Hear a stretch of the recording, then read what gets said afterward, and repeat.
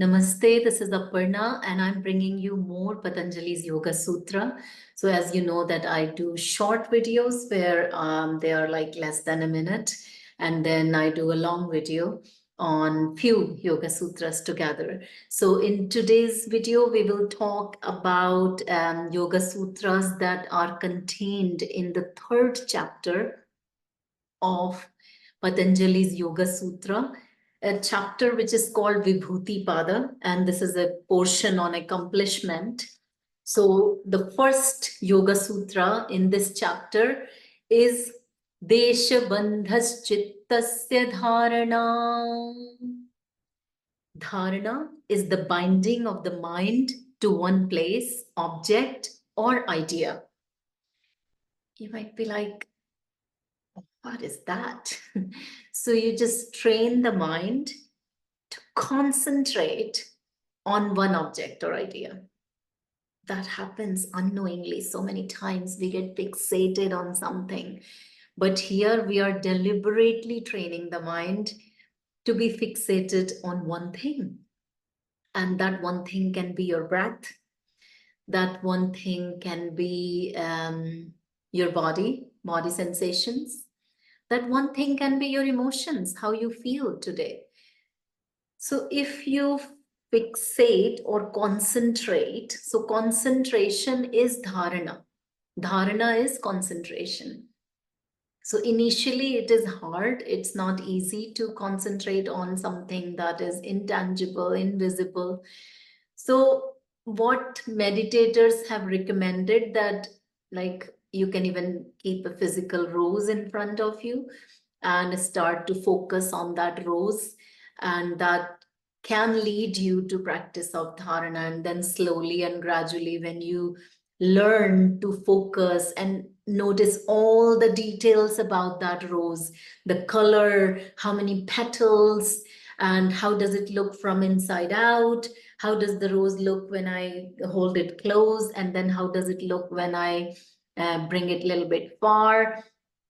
So concentrating on the rose can train your mind to concentrate in general, because our mind just can get fixated on something like that is not the right place to be, or same repetitive thoughts or same person is occupying too much space in your mind, and it can't be good.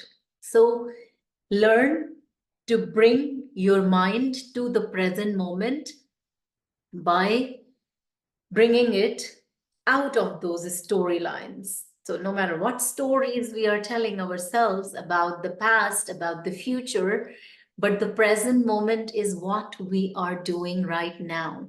And it is hard. I can tell you, after years of practice, I find it hard, because sometimes when the mind gets so worked up about somebody or something or a situation, it's easy. It's easy to get caught up in those thoughts, in those emotions, in those storylines. And as fascinating as they are, it's not the right place to stay for too long, I can tell you. So the next Yoga Sutra is Tatra Pratyayaikatanata Dhyanam. So you are moving from dharana to dhyana. So leveling up on the internal part of Ashtanga Yoga, the 8 limbs of yoga. So tatra pratyayikatanata dhyanam.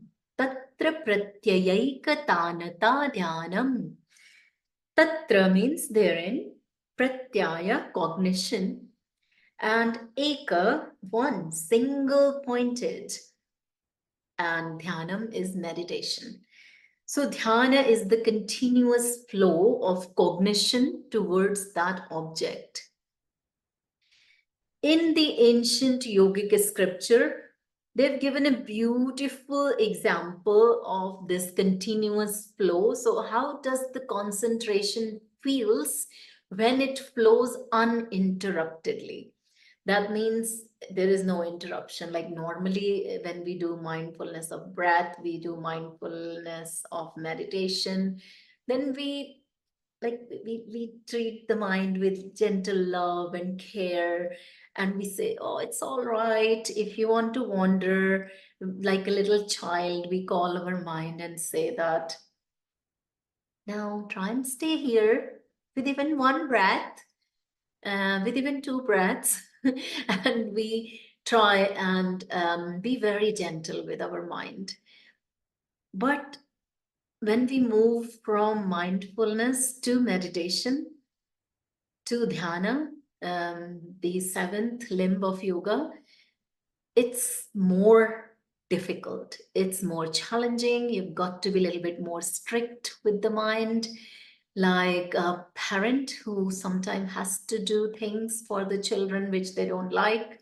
So, kind of sometimes, even give out and say, have to concentrate. And that could be a stage of dharana where you have to scold or give out to your mind that, oh, I'm sorry, I'm joking. You never give out to your mind. You always treat your mind with gentle love and care. So you keep the mind in one place. And when finally your mind is trained to remain in one place, then comes that stage where the concentration flows like oil pouring from a bottle into another pot, that continuous flow. Now you may say, like, how long that continuous flow may last, I don't know. It depends on your practice. It depends how long have you been meditating, how you have been meditating, how much you are trying. So if you have done a lot of training to keep your mind in the present moment, then it would be a little bit kind of easier to keep your mind in one place. But if you are new to the practice, so your dhyana may last for a minute, 2 minutes, 3 minutes, 5 minutes, I don't know. So there is no hard and fast rule, but if you experience that kind of everything else does not exist and only that blank space exists, that's the state of meditation. I mean, even if you could touch upon that, it's like nectar, nectar that it's nice to even get a drop of that nectar. It's like, love. If you have experienced love, you want more. And sometimes it can drive you crazy. In the same way, if you deal with your mind and there are too many thoughts driving you crazy, but then you find that peace, complete blank, it just gives your mind a much needed break from all the thinking. It's tiring, it's exhausting, it can drain out of your energy. So don't let anybody um, pull you into that place where they are in charge of your life, but it's you. You keep the control of your mind, and it's very easy. Like, our mind easily get attached to people, places, situations, and it keeps telling those stories. And it takes courage and it takes effort to come out of those stories. Next Yoga Sutra, which is last for today's video. Tadevartha matra nirbhasam swarupa shunyamiva samadhi. Tad, that. So they are referring to meditation. So here the eighth or the final limb of yoga, which is samadhi.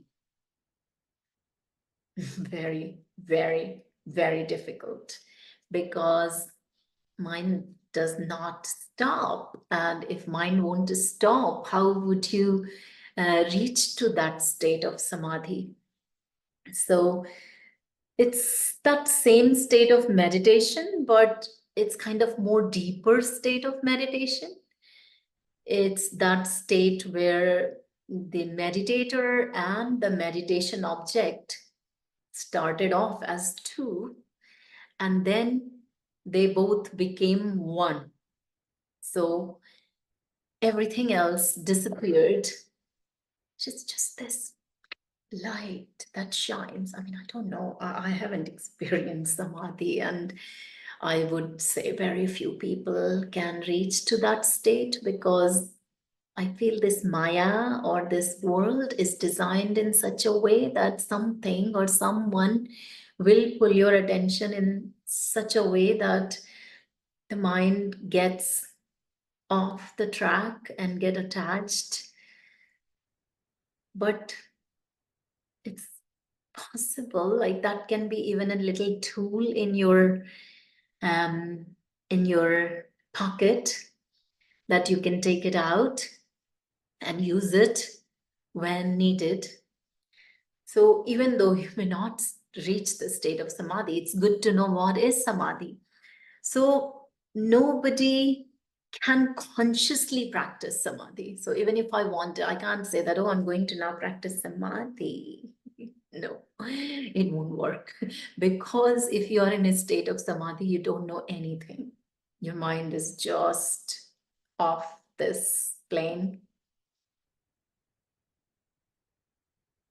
Um, I don't know. As I said, I don't know how it feels because you're not there. You don't exist in samadhi. Normally, when you sit down and you try to focus on your breath, you try to focus on your body, your emotions, your thoughts, you keep going in and out. So there could be few pauses in between your thoughts and some blank spaces, very welcomed. And it's like little practice of dharana, mindfulness, but with samadhi, you won't know. Anyway, I think that is enough for today's video, and I've covered these three Yoga Sutra from the third chapter, which is Vibhuti Pada of Patanjali's Yoga Sutra by Sri Swami Satchidananda.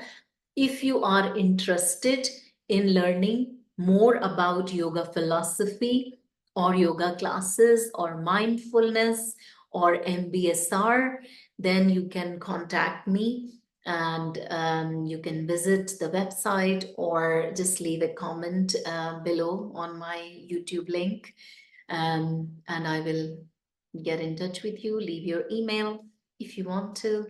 If I don't know if you can message me on YouTube, but I'm on social media everywhere with Shubh Connections. And even you will get my phone number there as well. Namaste, and we will meet again soon.